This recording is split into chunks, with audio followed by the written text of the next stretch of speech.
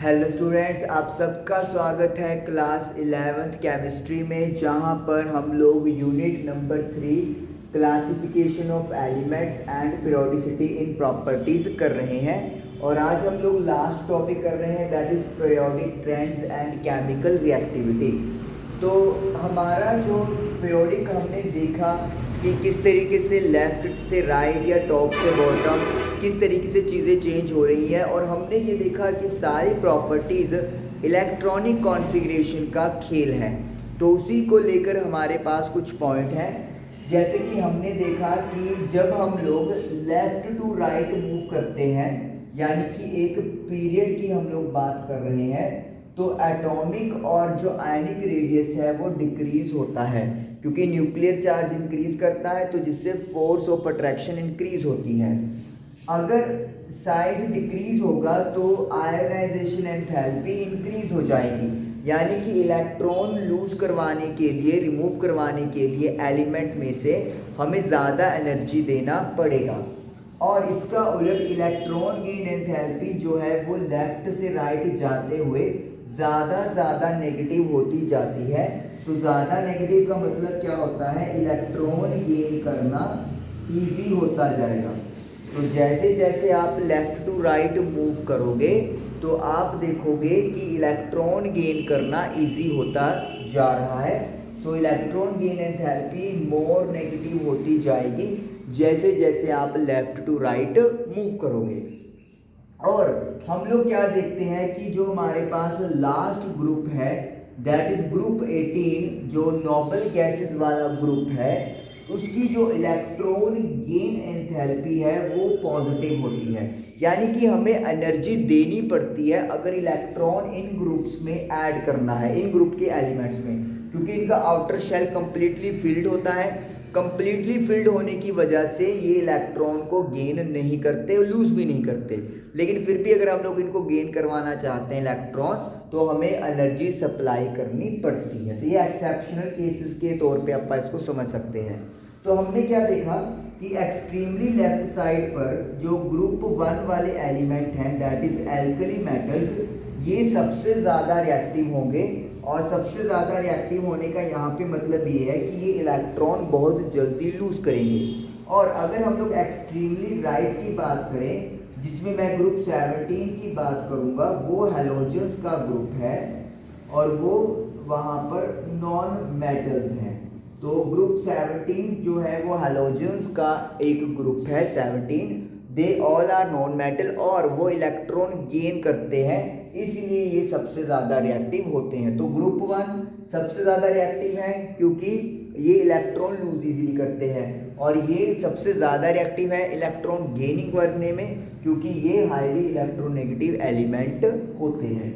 उसके बाद इसी प्रॉपर्टी के साथ कि इलेक्ट्रॉन लूज करना या गेन करना को हम लोग एक नई टर्म से जोड़ते हैं, ऑक्सीडाइजिंग एजेंट और रिड्यूसिंग एजेंट। क्या चीज़ है उसकी बात हम लोग करते हैं।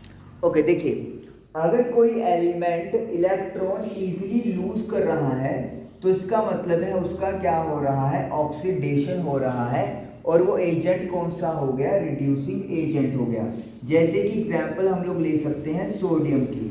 सोडियम यानी कि Na, इसका एटॉमिक नंबर 11 होता है, तो 1s2 2s2 2p6 3s1।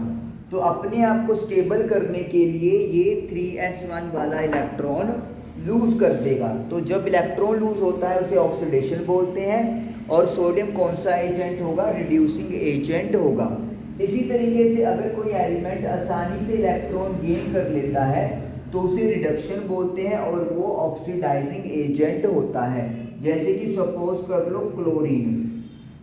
Chlorine का जो एटॉमिक नंबर है वो 17 होगा, 1s2 2s2 2p6 3s2 3p5। तो यहाँ पर ये एक इलेक्ट्रॉन गेन करना चाहेगा, और अगर ये इलेक्ट्रॉन एक गेन कर लेगा तो इसका मतलब इसका रिडक्शन हो रहा है, और it will be a good oxidising agent. तो इसका मतलब ये हो गया कि जो अपन ट्रेंड पढ़ रहे हैं एटॉमिक रेडियस के, ionisation enthalpy, electron gain enthalpy, वो सारे कहीं ना कहीं मिलकर ऑक्सीडाइजिंग एजेंट और रिड्यूसिंग एजेंट में अपना रोल प्ले करते हैं।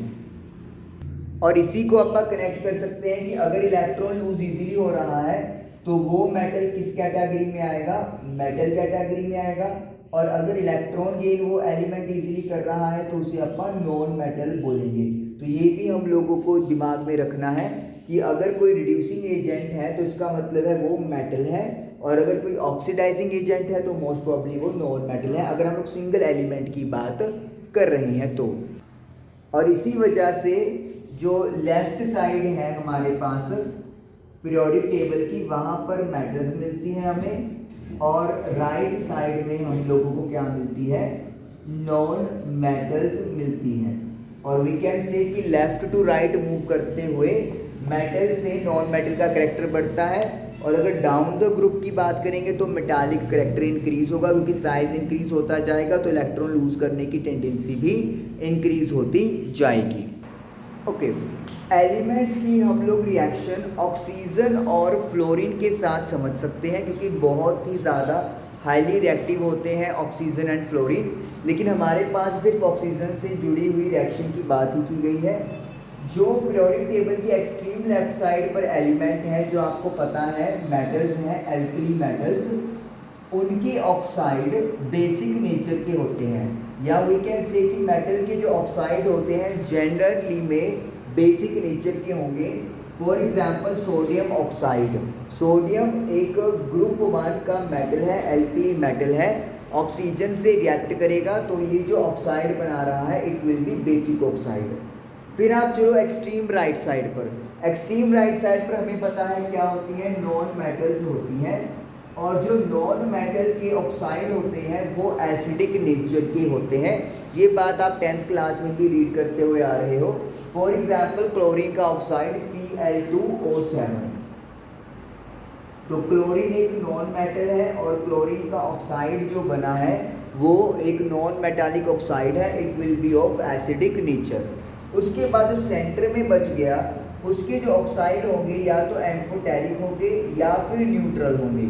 न्यूट्रल का मतलब क्या होता है, ना तो वो एसिडिक नेचर शो करेंगे ऑक्साइड और ना ही वो बेसिक नेचर शो करेंगे। और एग्जाम्पल आपके पास कार्बन मोनोऑक्साइड है, नाइट्रोजन के ऑक्साइड्स हैं अलग अलग।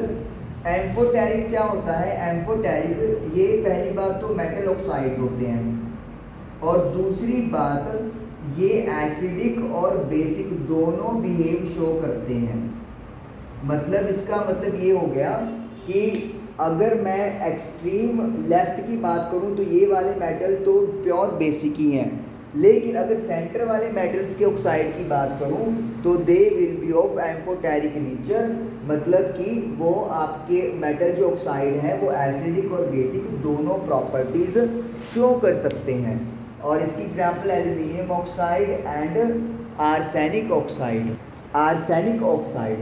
तो ये दिमाग में रखनी है बस बात, एक्सट्रीम लेफ्ट वाले बेसिक ऑक्साइड, एक्सट्रीम राइट वाले एसिडिक ऑक्साइड, सेंटर वाले एम्फोटेरिक एंड न्यूट्रल, बस। ओके, अगर हम लोग ट्रांजिशन मेटल्स की बात करें यानी कि डी ब्लॉक की बात करें, तो अगर हम लोग 3D सीरीज की बात करते हैं तो अलोंग पीरियड, जब हम लोग एक पीरियड में मूव करते हैं लेट मी से 3D में, तो आप लोग क्या देखते हो कि जो एटॉमिक रेडियस है वो डिक्रीज होता जाएगा।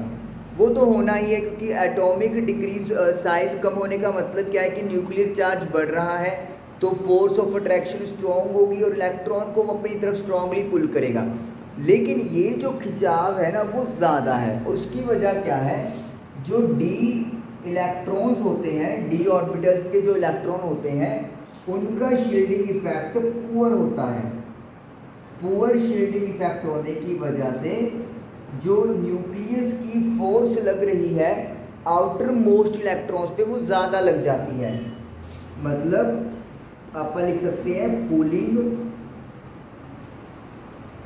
Power of nucleus on valence electron is stronger. Shielding effect for का मतलब ये हो गया कि इनर वाले जो इलेक्ट्रॉन हैं वो आउटर वाले को न्यूक्लियस से प्रोटेक्ट नहीं कर पा रहे हैं, तो जो न्यूक्लियस है वो स्ट्रांगली वैलेंस शेल इलेक्ट्रॉन्स को अपनी तरफ पुल कर लेगा।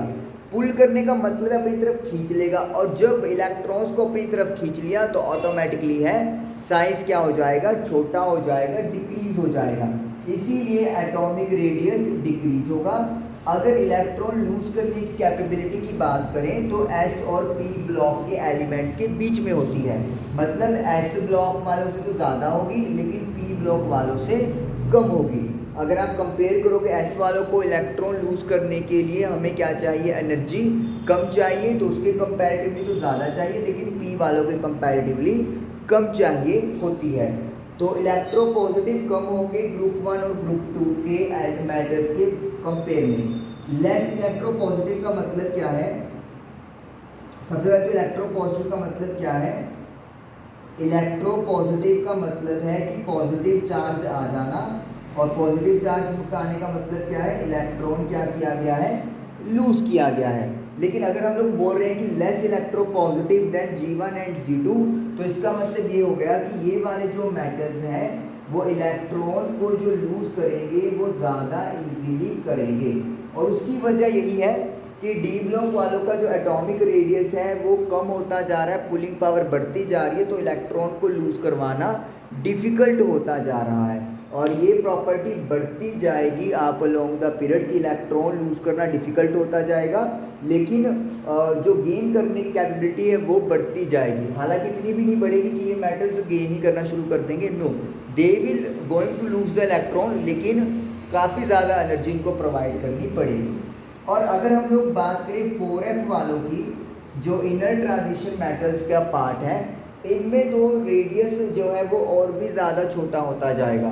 उसकी वजह क्या है, जैसे यहाँ पर डी इलेक्ट्रॉन्स की बात हुई जिनका शील्डिंग इफेक्ट 4 है, तो जब मैं 4f की बात करूँगा तो डी और एफ दोनों ऑर्बिटल्स के इलेक्ट्रॉन्स आएंगे, और इनका शील्डिंग इफेक्ट भी अगेन बहुत ज़्यादा पुअर है।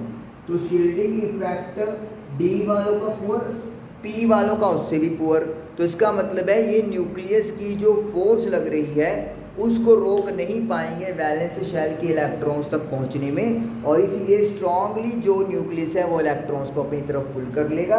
इसीलिए एटॉमिक रेडियस चाहे आप डी वालों की बात करो चाहे आप एफ वालों की बात करो छोटा होगा, लेकिन हद से ज़्यादा छोटा होगा। मतलब आप कह सकते हो कि जितना एक नॉर्मल बिहेवियर दिखना चाहिए स्मॉल होने का, उससे भी ज़्यादा स्मॉल आपको देखने को मिलेगा, और उसकी वजह यही है शील्डिंग इफेक्ट पुअर है डी और एफ ऑर्बिटल्स के इलेक्ट्रॉन्स का। तो इसी के साथ ये चैप्टर हमारा फिनिश हुआ। आई जस्ट होप कि क्लियर हुआ होगा आपको। Thank you for watching the video.